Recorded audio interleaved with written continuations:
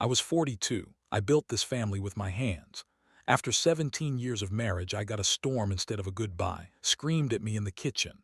Get out of my house, you don't belong here anymore. I left quiet, my heart was heavy. I walked past pictures. 3 hours later the phone rang. It was the police. Their voice went cold. They said one word that made the blood leave my face. They froze when I told them what I had found, and nothing was the same after that. Houston smells like summer and barbecue. Our block hums with old friends and loud music on Sundays. I know the route to the corner store by sound. I know which neighbor leaves their porch light on. My name is, I work early and come home late. I cook on Saturdays. I do the yard. I am steady. Our house sits low, shaded by an oak. Inside, warm wood floors. The couch has a dent where we sit. Photographs line the hallway, me smiling at graduation. At my side, hand on my shoulder. Small things kept our life together. Coffee in chipped mugs, church on Sundays, cousins showing up with plates. Laughter filled the kitchen while the TV played low. And I moved in step for years. We had a rhythm. She would hum in the shower. I would fix the leaky sink. We shared silence like comfort. Is magnetic. She walks in a room and heads turn. She loves hairstyles and good shoes. She laughs loud. She can make a crowd feel seen. She is also private. She keeps some things under lock. I respected that. I trusted that. Our routines gave me peace. Her daughter from before me calls me dad. She sits cross-legged on the floor drawing comic characters. I put her to bed when she was small. I taught her how to throw a ball. People in the neighborhood called us a good family. They waved from porches. Pastor knew our names. Mother came around on holidays. We belonged. On the night it broke, rain sounded like hands on the roof. The house smelled like lemon cleaner. Moved differently that week. Small changes, a different perfume in the hallway, her phone face down on the table more. I felt a quiet knot in my chest. I asked little things. She smiled and turned away. That night the house felt thin. The pictures seemed to watch me. The light in the kitchen buzzed. Voice came sharp. Get out of my house. The words hit like glass. She pushed. I left.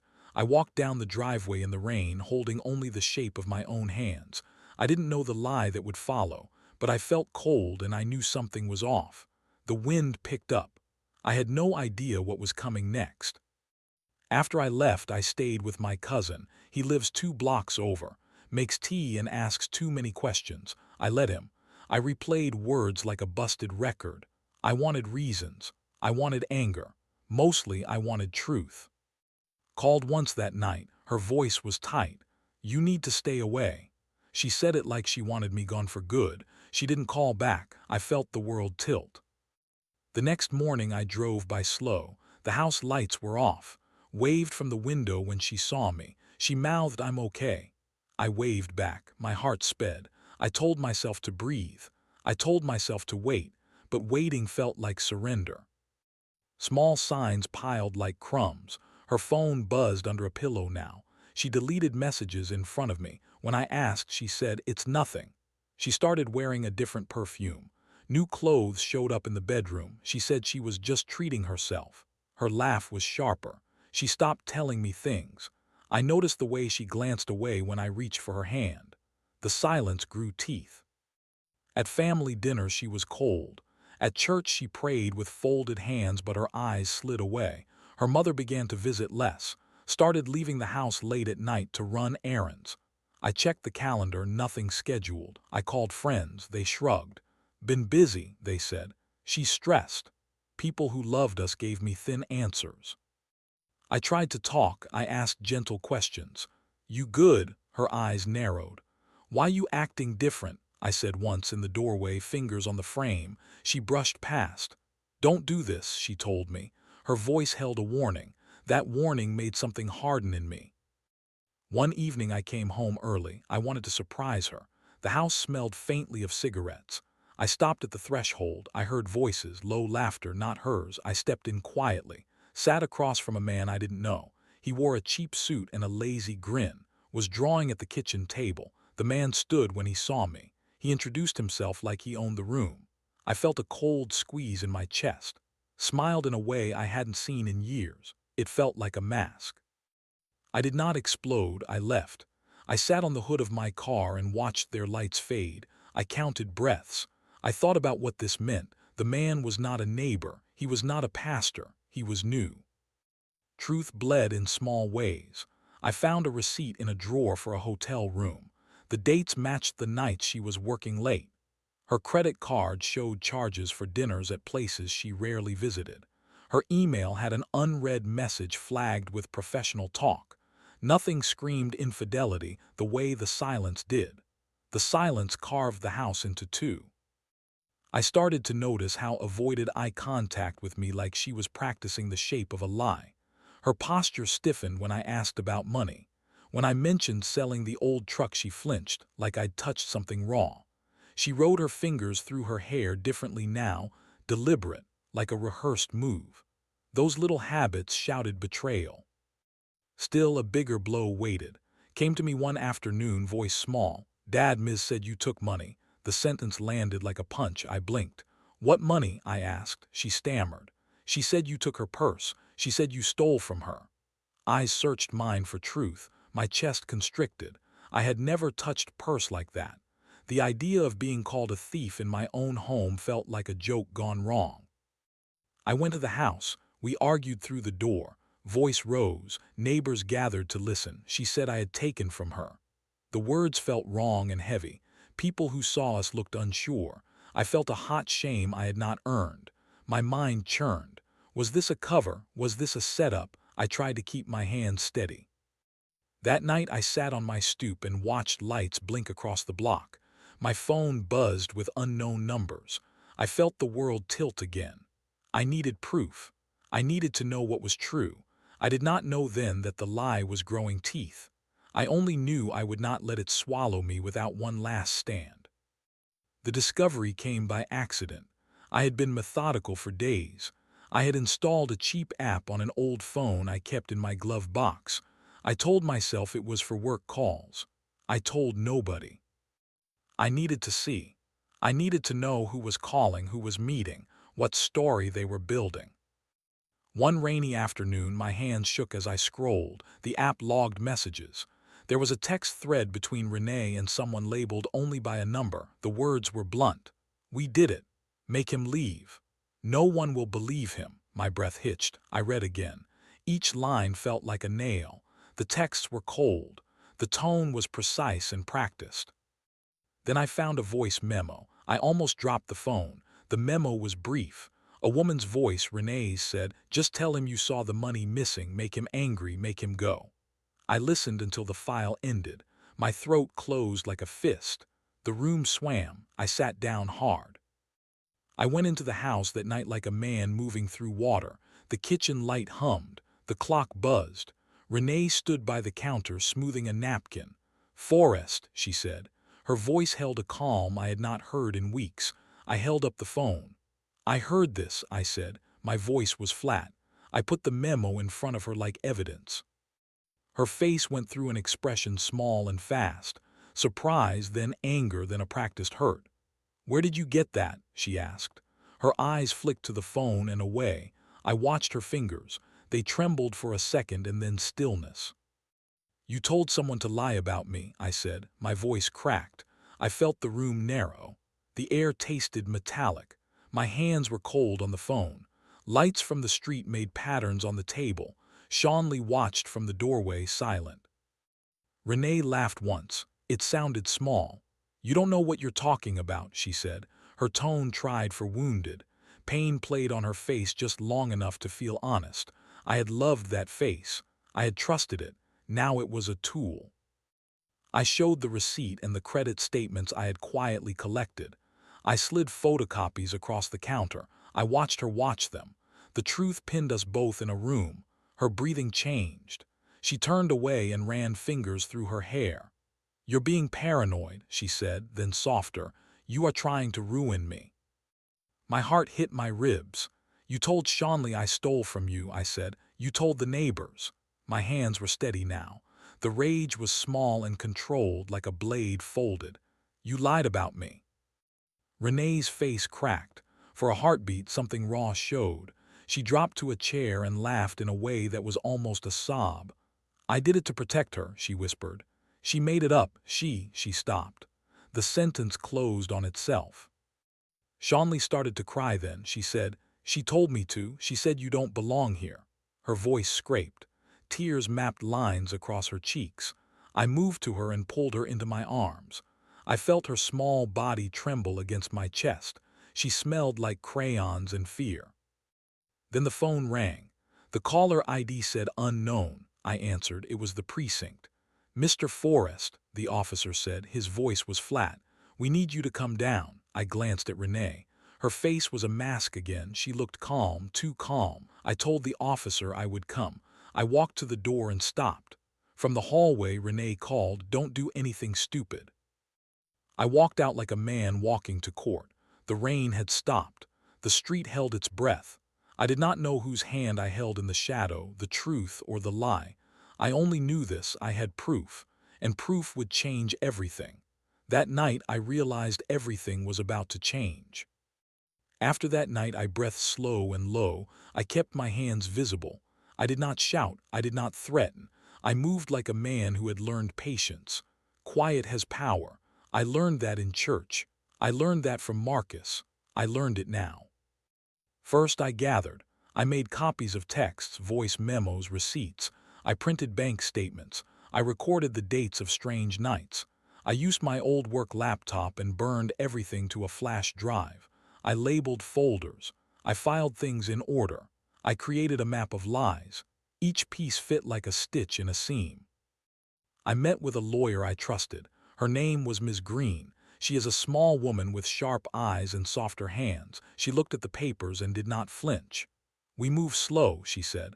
We move smart. We talked quietly in the back of her office. She told me what to do. She told me to document everything. She told me to be careful about bank access and joint accounts. She told me to not act from anger. I followed her word by word. I moved money to accounts she advised were safe. I closed accounts tied only to the house. I copied titles, deeds, insurance paperwork. I learned how to be invisible in a way that saved what mattered. I did not want to hurt Shanley. I wanted fairness. At home, I acted like nothing had changed. I made coffee. I fixed the loose stare. I smiled at Renee the way a husband might to keep the peace. I hugged Shanley at breakfast. I told jokes on the porch. I asked about her day. I played the role like a man wearing a well-made suit. Inside, I planned the slow reveal. I would not explode. I would create a truth impossible to ignore. I wanted people to see what I saw. I wanted the community to know. I wanted the law to have clear tracks to follow. Friends noticed. Marcus asked once, "You okay, bro?" I said, "I'm fine." He didn't press. My cousin put beats on his speakers and played them loud, like to remind me the world still moved. I let life pulse. I kept my patience. Renee tried to act normal. She would bake cookies and leave them on the counter. She would ask Shanley to sit by the window. Sometimes, late at night, I would find her on the phone, whispering. I listened to tone. I listened to pause. I kept recording. I never let my temper loose. My control was the kind of quiet that feels heavy. There were nights I stared at the ceiling and felt like a stranger to myself. Cold sweat sometimes woke me. My chest ached with grief. I thought of leaving and starting over. I thought of the small hands of Shanley and the way she called me dad. I thought about reputation and legacy in a neighborhood where people remember your name and your story. I wanted to protect that. Then I set the trap. The plan was simple. I would wait for a moment when Renee felt safe. I would present the truth in public. I would let the law and community do the rest. I rehearsed my words. I prepared copies of the files for the police and the lawyer. I printed an extra set for Pastor Daniels. I arranged for a neutral witness, my friend Keisha, who runs the beauty shop down the street. She knew how to hold a room. She agreed to come if asked. The day before, I packed a small bag, not for leaving, for readiness. I kept my phone charged. I kept the flash drive on my person. I drove past the courthouse to see the steps. I stood there and breathed. I rehearsed how I would present the evidence. I wanted calm. I wanted clarity. On the morning I chose, I sat with Ms. Green at a small diner. We sipped coffee. She handed me an envelope and a list of steps. "You do this right," she said. "You let them see everything." I nodded. I went home like a man going to church. I walked into the house and folded my hands in my lap. Renee hummed in the kitchen. Seanley set the table. The air smelled like cinnamon. I felt the calm wash over me. I wasn't the same man anymore. I had been carved and remade. I was steady. This was not about revenge for its own sake. It was about truth. It was about clearing my name.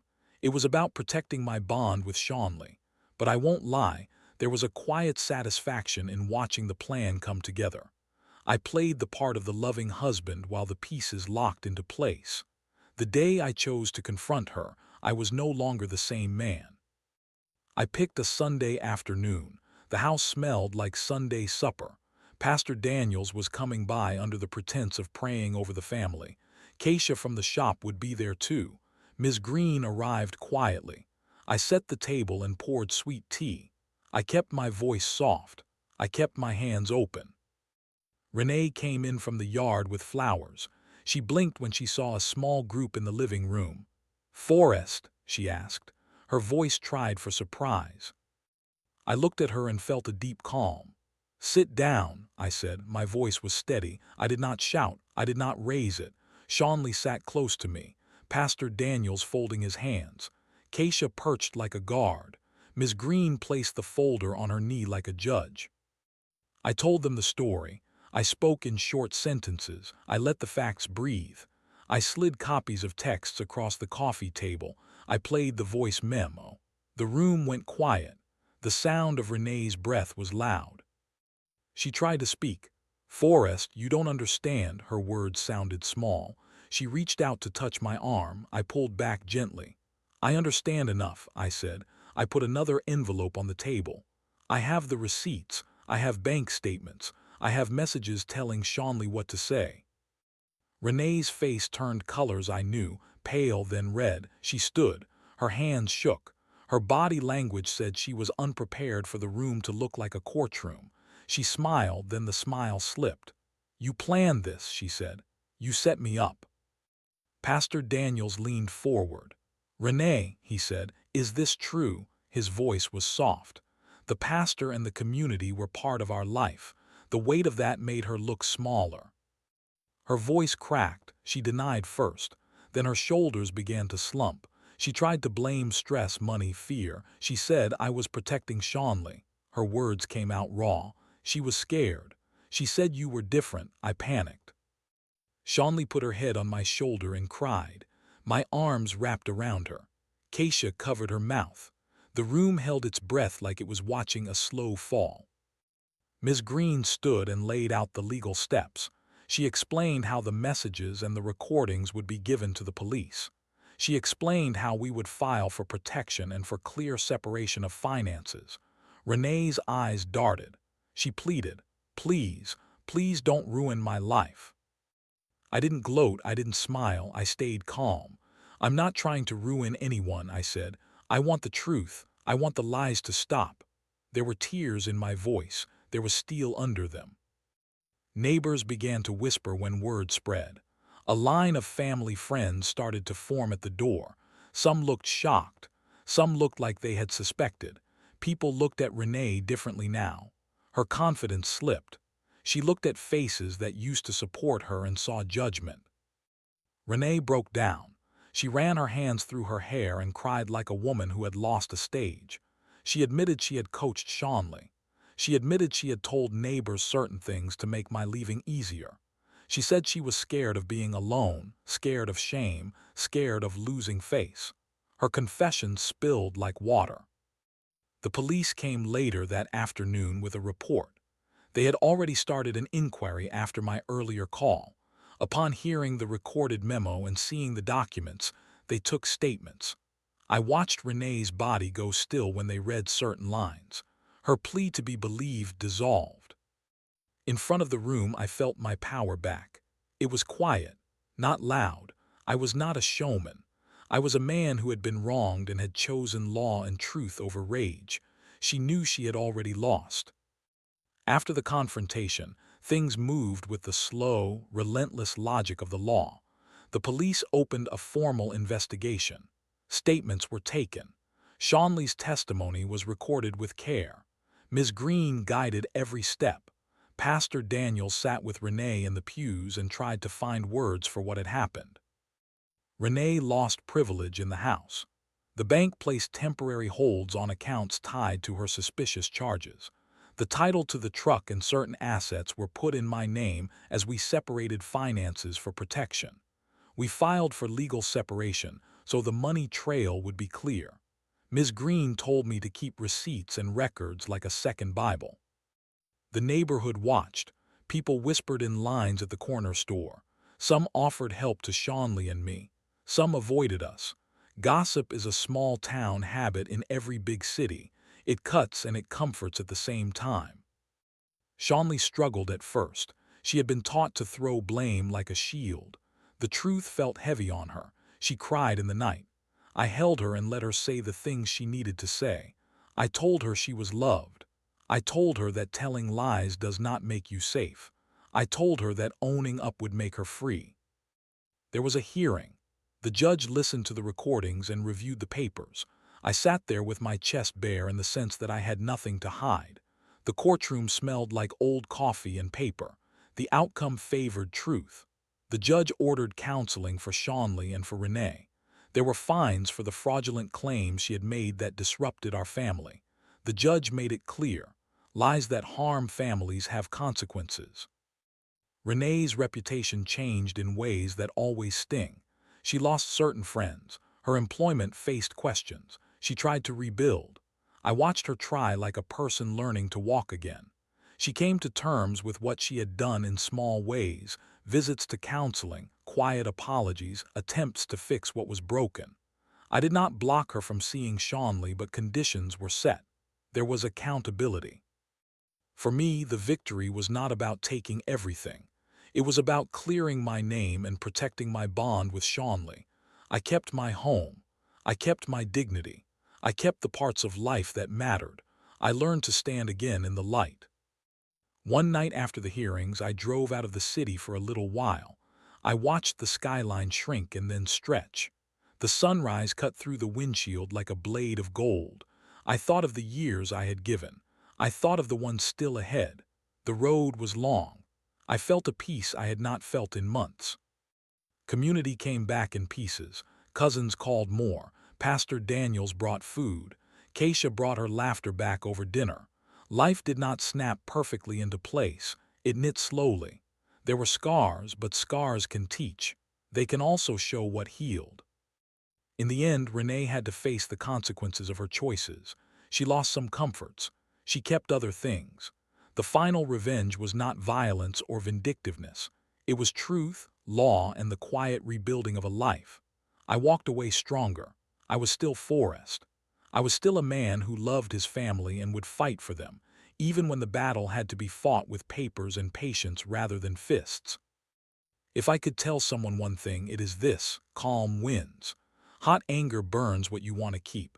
I felt betrayed and small. I wanted to explode. Instead, I gathered proof. I kept my voice low. I let truth do the work. I did not ruin a child. I did not burn bridges I would need to cross later. I protected what mattered. To any man or woman in a storm like mine, write it down. Save the messages. Find counsel. Move with care. Let the law be your frame when lies try to twist your life. Love can survive truth if truth is given a chance. I still drive past that house sometimes. The oak stands. The porch light still buzzes. People still wave. I have pain. I have lessons, but I have peace in steps and in small mornings. That is the revenge that mattered: truth. Quiet. Walking away with your name clean and your heart steady.